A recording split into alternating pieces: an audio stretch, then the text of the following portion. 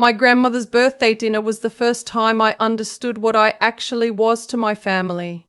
Not a granddaughter, not a daughter, a convenience. My aunt set the table with the good china, the set that only comes out for the important people. She placed it in front of my cousin Spencer, who was 19, still failing out of community college, and already being called the future of this family by everyone with a glass of wine in their hand. She placed it in front of my uncle's new wife. She placed it in front of anyone whose last name still meant something at the firm. My daughter Chloe, who was 6, got a paper plate. I noticed it the moment we sat down. Chloe didn't. She was too busy trying to fold her napkin into a swan the way I'd shown her that morning. But I noticed.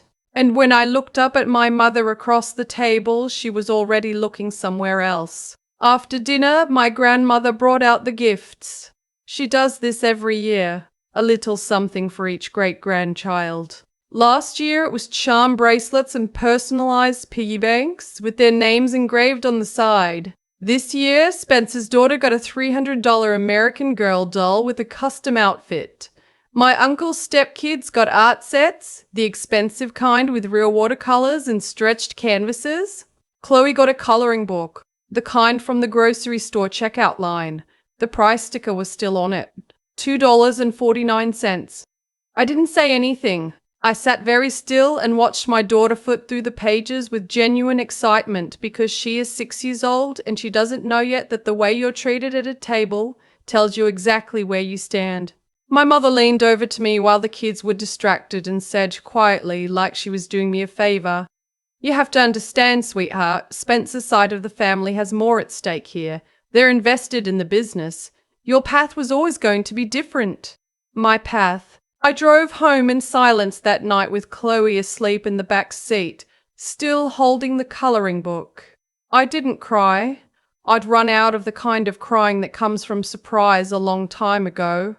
What I felt instead was something colder, something that had been sitting underneath years of holiday dinners and skipped invitations and comments about how I'd chosen a different direction, which was the family's polite way of saying I hadn't married someone with a trust fund and I hadn't joined a family business and I had therefore rendered myself optional. What they didn't know, what none of them had thought to ask, was what I did for a living. I need to back up. My name is Waverly.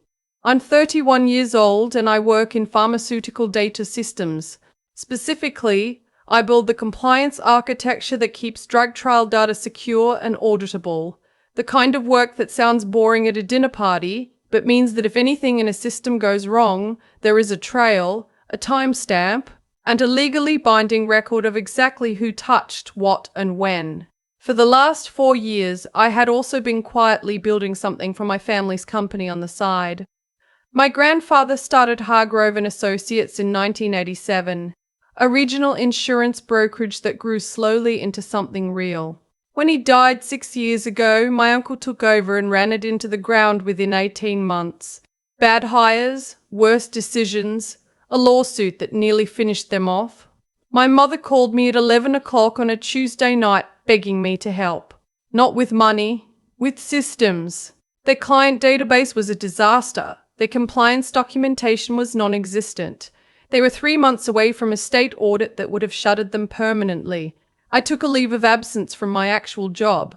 I rebuilt their entire data infrastructure from scratch. I automated their reporting, restructured their client records, built audit trails that turned a potential $400,000 fine into a clean bill of health. I did all of it in 4 months, mostly from my kitchen table after Chloe went to bed, mostly for free, because my mother asked me to, and I still believed at the time that family meant something. After the audit passed, my uncle threw a dinner to celebrate. I wasn't invited. I found out through my cousin, who mentioned it in passing the way you mention weather. Oh, it was a great night. Uncle Dale really pulled it off. I remember sitting in my car in a parking garage and just staring at the concrete wall in front of me for a very long time. I went back to my job. I kept the access credentials they'd given me during the rebuild because no one ever thought to revoke them. I didn't think about it much. They were buried in a folder I rarely opened. I certainly didn't think about them on the night of my grandmother's birthday dinner when I drove home with a 6-year-old who'd gotten a $2 coloring book while the rest of the table ate off heirloom china. I thought about them the next morning when I checked my email. There was a forwarded message from an address I didn't recognize, sent by someone who used to work at Hargrove before they were quietly let go. The subject line was blank. The body of the email contained one attachment and 2 sentences. Thought you should see this before Thursday. Figured you'd know what it means. The attachment was a proposal document. It was 47 pages. It had a cover page with the Hargrove and Associates logo. It had my uncle's name at the top as the sole author. And it was a detailed, polished pitch for a new regional expansion, new offices in 3 cities, a projected $2 million in new contracts, a 5-year growth roadmap. It was built entirely on the data architecture I had designed, the reporting frameworks I had created, the client segmentation models I had spent 3 months developing. My uncle had taken my systems, put a narrative around them, and was presenting them to a private equity group on Thursday as the result of his own strategic vision.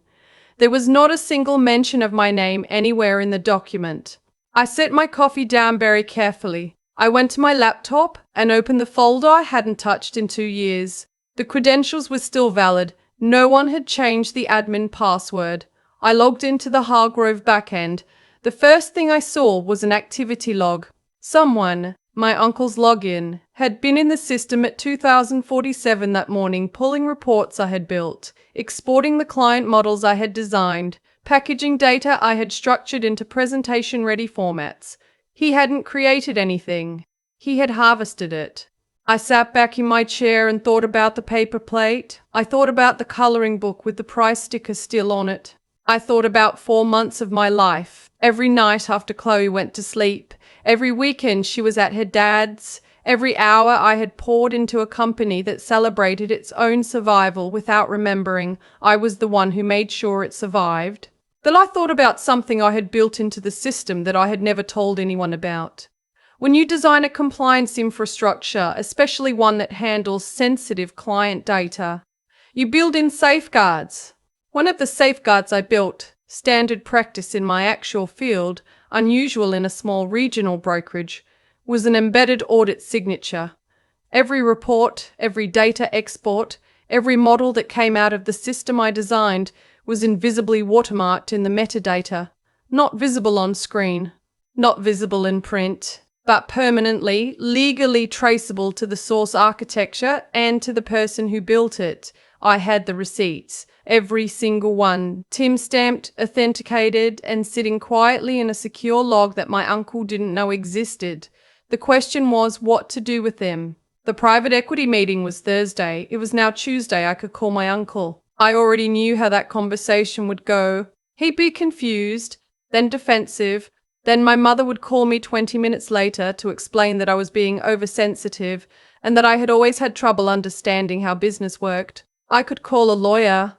I had a friend from college, Petra, who'd gone into IP litigation.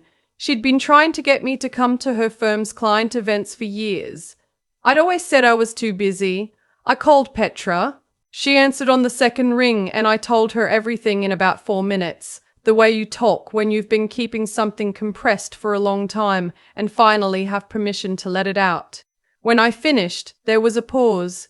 You have the metadata logs, she said. Yes, all of them.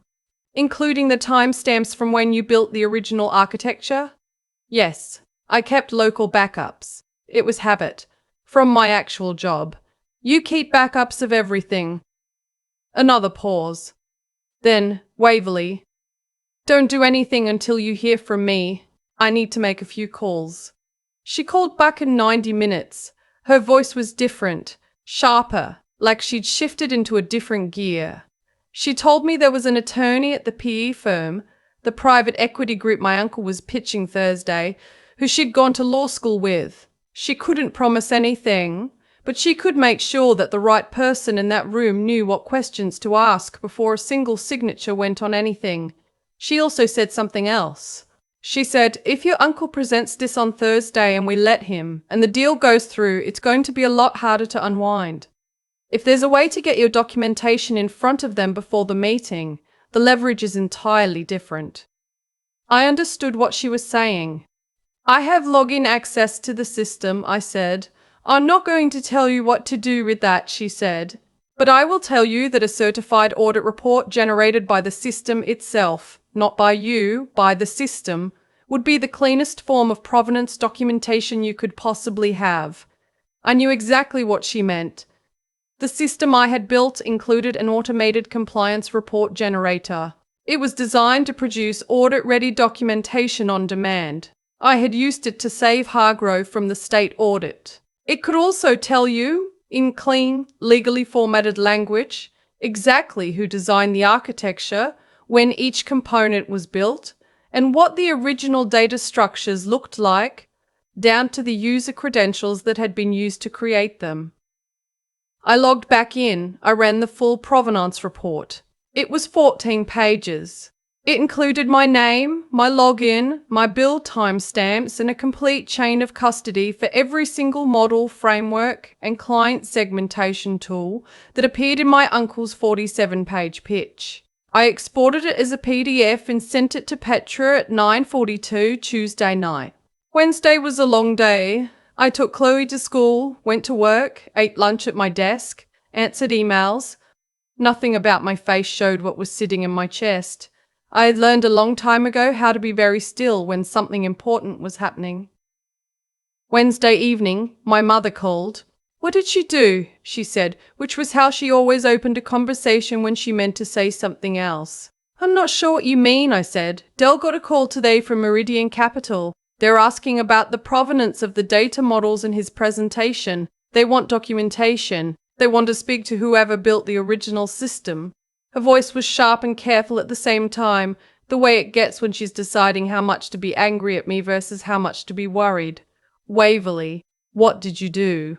I made sure the right people had accurate information, I said. You are going to destroy this family. I almost laughed. Almost. Mom, I said, I didn't destroy anything. I just made sure my name was on what I built. She hung up. Thursday morning, I got a text from a number I didn't recognize. It said, Meridian Capital. I heard what happened. I'd like to talk to you about a consulting engagement. Owen Ashford, Managing Director. I stared at it for a moment. Then I got Chloe ready for school, braided her hair the way she liked it, made sure she had her snack and her library book. I dropped her off and watched her run toward the door and wave at me before she disappeared inside. Then I sat in my car in the school parking lot and let myself feel it, just for a minute. Not triumph.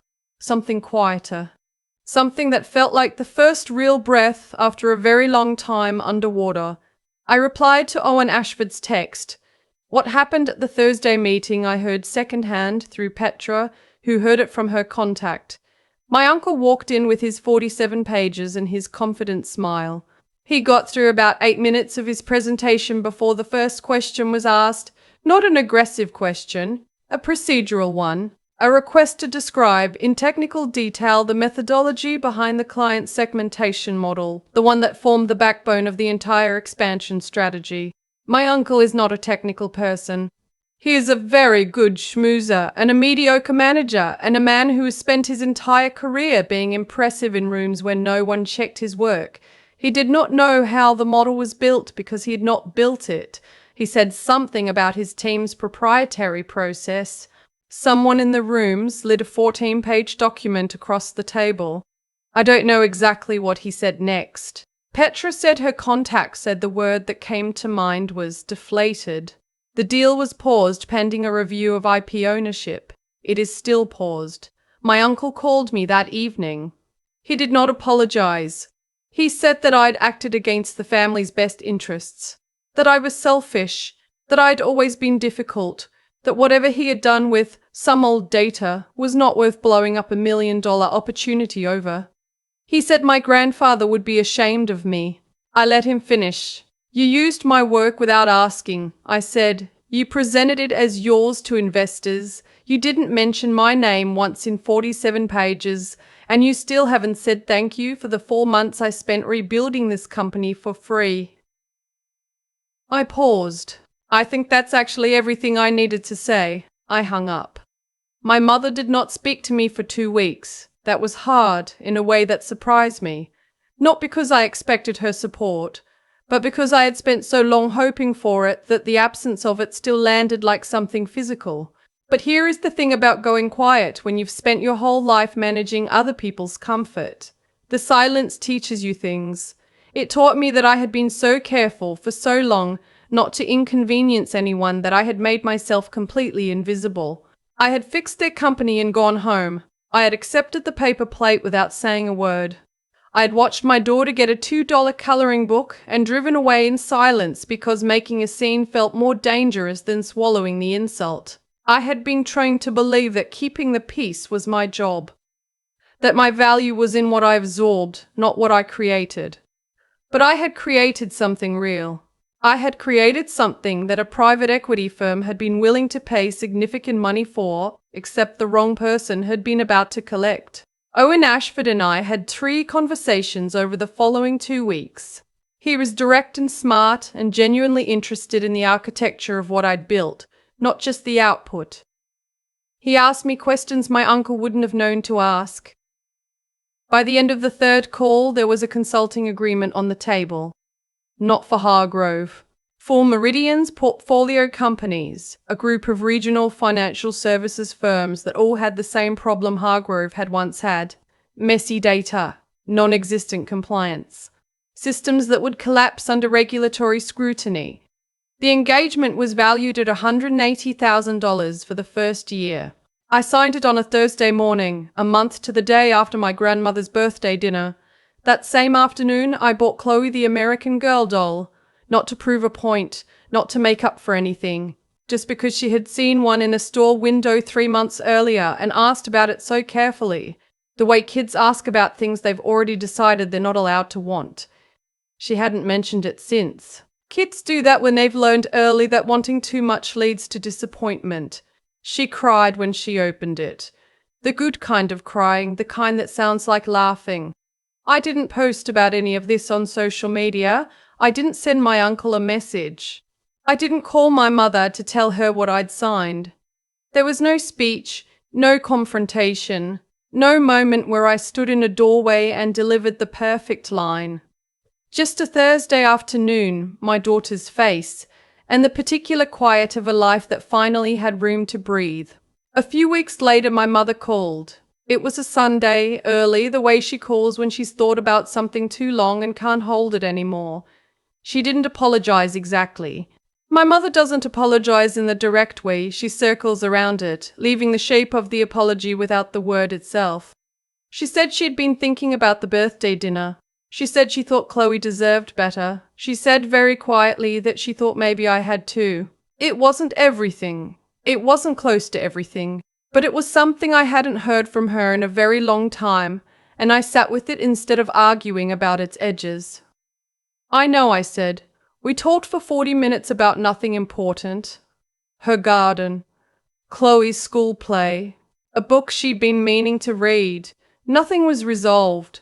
Everything was still complicated in all the old ways. But when I hung up, Chloe was sitting at the kitchen table working on a drawing she'd been making for 3 days. Careful, focused, the tip of her tongue visible at the corner of her mouth, the way it gets when she's concentrating hard on something she cares about. I watched her for a minute before she noticed I was there. She looked up and said, "Mom, is this good?" I looked at it. It was a house, very detailed, with flowers in every window and a front door painted red and a person standing outside who I recognized, even in crayon, as me. "It's really good," I said. She went back to it. I went back to my coffee.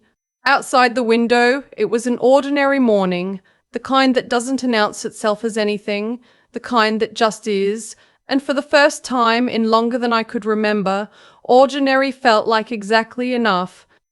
I've thought a lot about the paper plate, not the coloring book, not the $300 doll, not the 47-page pitch with my name scrubbed out of every single line, the paper plate, because that was the moment everything that came after was already decided, even if I didn't know it yet.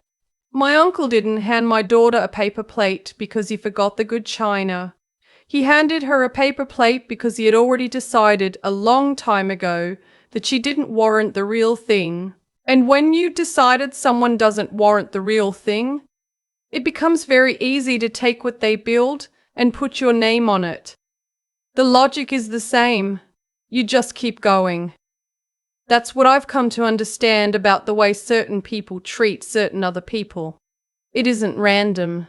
It's consistent. Every small dismissal is practice for the larger one. Every time someone accepts a paper plate without saying anything, it confirms the belief that they will accept the next thing too. My uncle spent years testing that theory on me, and for years I proved him right. I fixed the company and went home.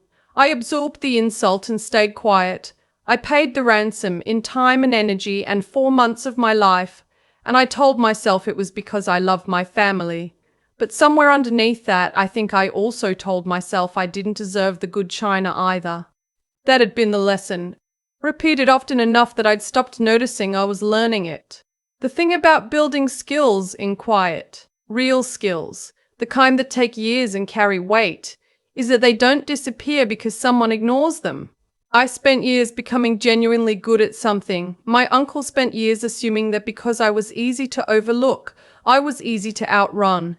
He wasn't being strategic. He was just being consistent with every assumption he'd ever made about me. And assumptions, when they're never tested, start to feel like facts. What Petra gave me wasn't just legal help. She gave me the first moment in a long time where someone looked at what I had actually built and said, without hesitation, that it mattered, that it was real, that it had value that didn't require anyone's permission to exist. I think sometimes the most important thing another person can do for you is simply refuse to participate in the fiction that you are less than you are.